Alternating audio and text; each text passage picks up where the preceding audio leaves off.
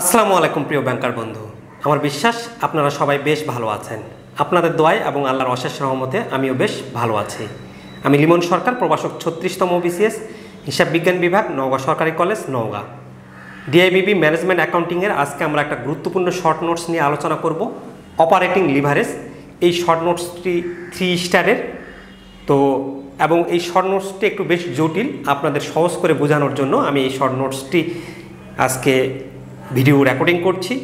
তো চলুন আমরা কথা না বাড়িয়ে অপারেটিং লিভারেজ বলতে আসলে কাকে বোঝায়, এটা আসলে কখন আমরা ব্যবহার করি সেটা নিয়ে বিস্তারিত আলোচনা করি। তো দেখুন ব্যাংকার বন্ধু,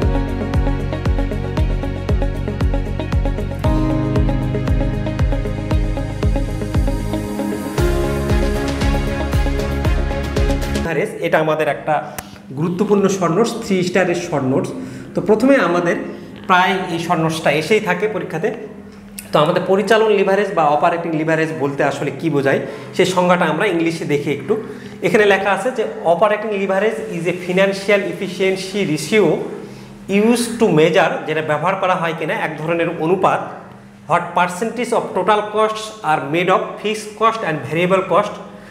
টোটাল কস্টের মোট পার্সেন্টেজের শতকরার মধ্যে কতটুকু ফিক্সড কস্ট এবং কতটুকু variable cost in an effort to calculate how well a company uses its fixed cost to generate a profit.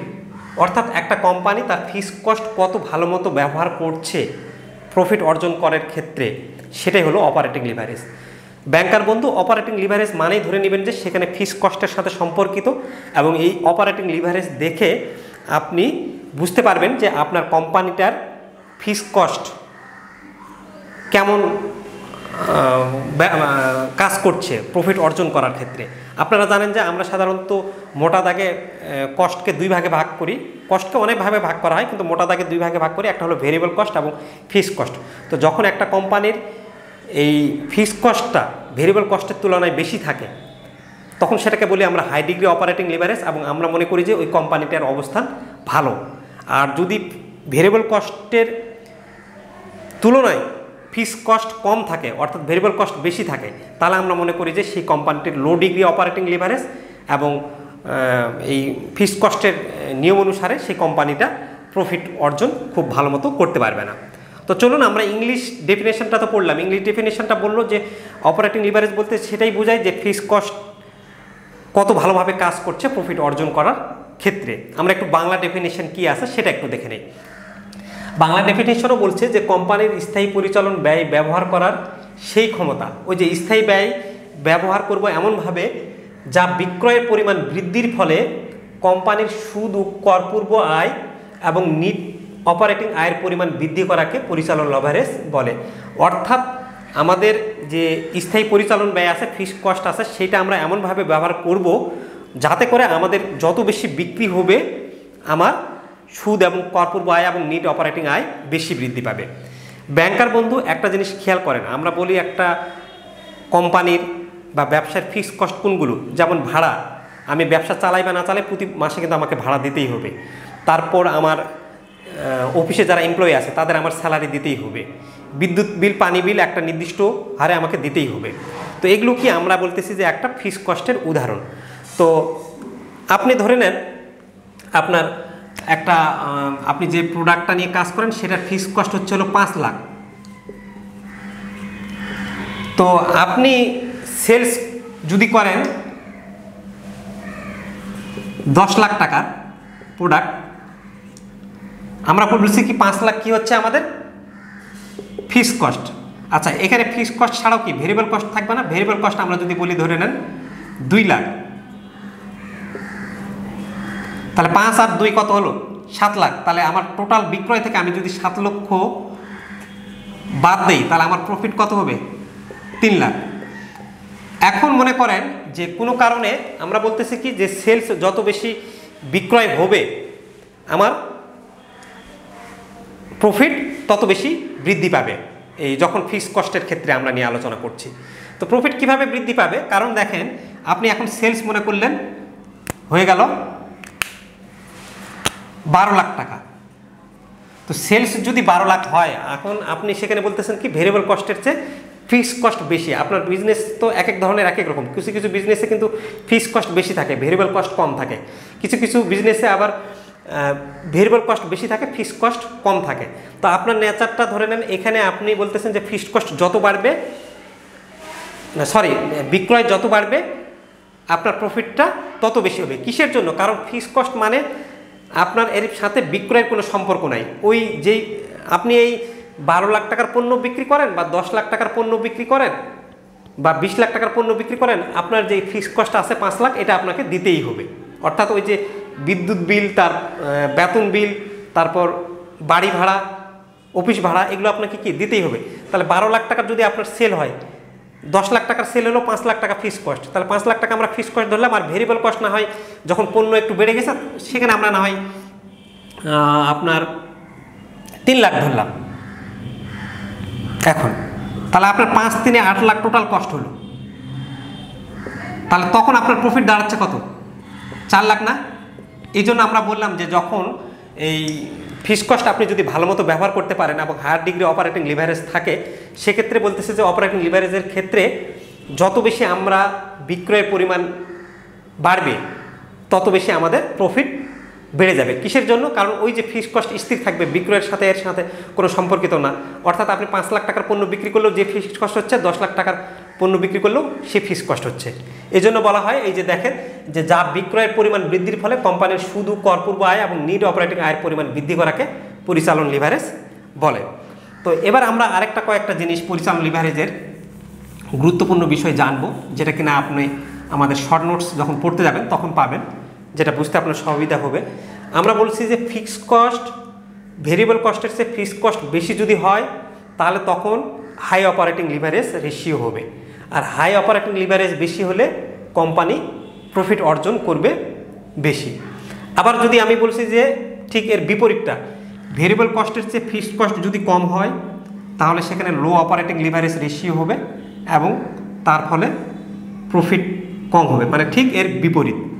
তো এইটা যে ভেরিয়েবল কস্টের চেয়ে ফিক্সড কস্ট বেশি হলে কিভাবে হায়ার অপারেটিং লিভারেজ রেশিও হচ্ছে, এবং ফিক্সড কস্টের চেয়ে ভেরিয়েবল কস্ট, যখন ভেরিয়েবল কস্টের চেয়ে ফিক্সড কস্ট বেশি হচ্ছে আর ভেরিয়েবল কস্টের চেয়ে ফিক্সড কস্ট কম হলে কেন লো অপারেটিং লিভারেজ রেশিও হচ্ছে এবং স্মলার প্রফিট হচ্ছে, এটা আমরা একটা উদাহরণের সাহায্যে যদি দেখি তাহলে আমরা এটা খুব সহজেই বুঝতে পারবো।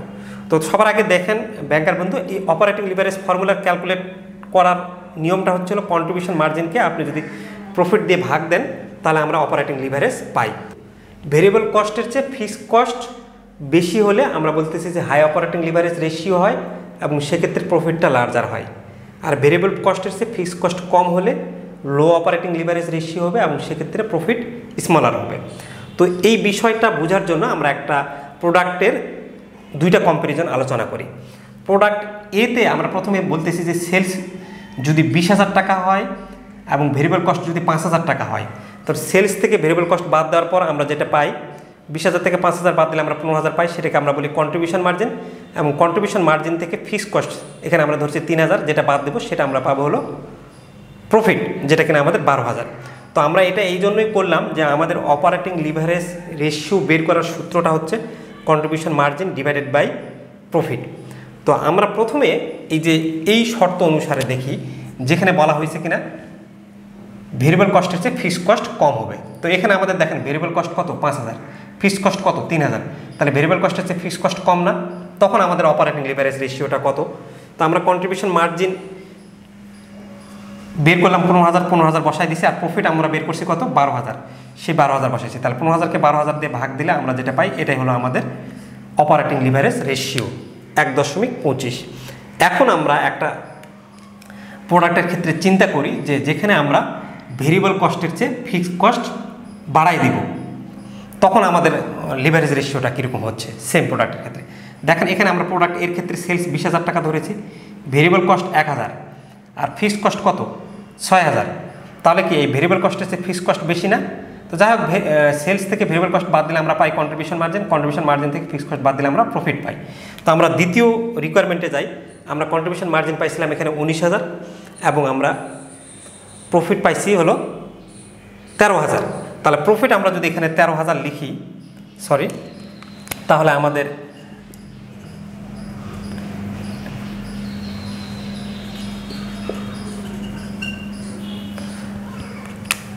অপারেটিং লিভারেজ রেশিওটা কত আসে সেটা আমরা দেখে নেই। 20,000 ভাগ আমাদের আসে অপারেটিং লিভারেজ রেশিও 1.46। তাহলে আমরা কি দেখতেছি না যে ভেরিয়েবল কস্টের চেয়ে ফিক্সড কস্ট, এই যে দ্বিতীয়তে ভেরিয়েবল কস্টের চেয়ে ফিক্সড কস্ট যখন বেশি হচ্ছে তখন হাই অপারেটিং লিভারেজ রেশিও, দেখেন 1.25 এর চেয়ে 1.46 লিভারেজ রেশিওটা বেশি না। এবং সেক্ষেত্রে প্রফিটও দেখেন, এখানে আপনার কত আছে প্রফিট 12,000, এখানে কত আছে প্রফিট 13,000। তার মানে আপনি একটা কোম্পানির যত বেশি হাই অপারেটিং লিভারেজ রেশিও দেখবেন তখন মনে করবেন যে সেখানে ভেরিয়েবল কস্টের চেয়ে ফিক্সড কস্ট বেশি আছে এবং প্রফিট বেশি হবে সেটার চেয়ে। আর যদি ফিক্সড কস্টের চেয়ে ভেরিয়েবল কস্ট বেশি হয় তাহলে লো অপারেটিং লিভারেজ রেশিও এবং প্রফিটটা হবে স্মলার। তো বেশ কিছু কোম্পানি আছে যেমন এয়ারলাইন্স কোম্পানি, সেখানে কিন্তু হাই অপারেটিং লিভারেজ রেশিও বেশি, অর্থাৎ এয়ারলাইন্স কোম্পানির ভেরিয়েবল কস্টের চেয়ে ফিক্সড কস্ট বেশি। আর আরেকটা জিনিস খেয়াল করবেন, যদি হাই অপারেটিং লিভারেজ রেশিও থাকে তাহলে আপনি মনে করবেন যে ওই কোম্পানিটা তাদের পরিচালন ব্যয় মেটাতে সাধারণত ফিক্সড কস্টটা বেশি ব্যবহার করে, ফিক্সড কস্টের সাপোর্ট বেশি। আর যদি লো অপারেটিং লিভারেজ রেশিও থাকে তাহলে মনে করবেন যে সেখানে ভেরিয়েবল কস্টের ব্যবহার বেশি। তো ব্যাংকার বন্ধু, যদি এই ধরনের আরও ভিডিও, প্রিমিয়াম ভিডিও আমাদের কাছে এরকম শর্ট নোটসের প্রায় অনেকগুলো ভিডিও রয়েছে, 28 থেকে 29টা, এবং সেই শর্ট নোটসের পিডিএফ নোটস রয়েছে। আপনারা যারা ম্যানেজমেন্ট অ্যাকাউন্টিংয়ে সহজে পাস করতে চান তারা যদি আমাদের এই শর্ট নোটসের ভিডিওগুলো সবগুলো পেতে চান তাহলে আমাদের প্যাকেজটি ক্রয় করতে হবে। আমাদের প্যাকেজটি ক্রয় করতে গেলে আপনাকে হোয়াটসঅ্যাপ নাম্বারে মেসেজ দেবেন, আমাদের ডিসক্রিপশন বক্সে সেই হোয়াটসঅ্যাপ নাম্বার দেওয়া থাকবে, আপনারা আমাদের সাথে যোগাযোগ করবেন।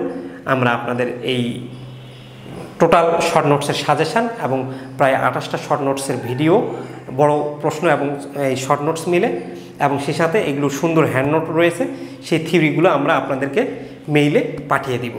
তো আমাদের নিচে দেওয়া ডিসক্রিপশন বক্সে আমাদের হোয়াটসঅ্যাপ নাম্বারে আপনারা যোগাযোগ করবেন। তো আপনাদের সকলের জন্য মঙ্গল কামনা রইল, সকলে ভালো থাকবেন, সুস্থ থাকবেন, এই বলে আজকের ভিডিও এখানে শেষ করছি। খোদা হাফেজ।